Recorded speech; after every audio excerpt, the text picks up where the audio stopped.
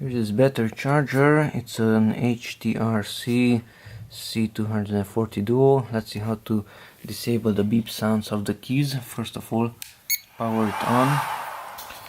Okay, let's see. Now you can see the screen better. Okay, so we have to disable it for both of the chargers. And to do that, let's use the stop button and go to user settings. Now let's enter user settings. Okay, and here we have key beep and it's on. If you don't see that one, then use the minus and plus buttons until you see key beep. Here it is. Enter key beep. Set it instead of on to off using the minus and plus buttons. Accept it and accept it. Okay, we can get out from here, and as you can see, there are no beep sounds.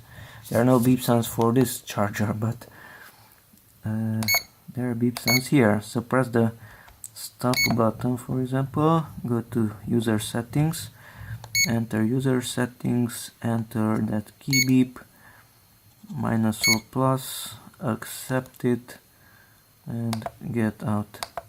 And now there are no beeps when you press the keys. Okay, that's it. Thanks for watching, and bye bye.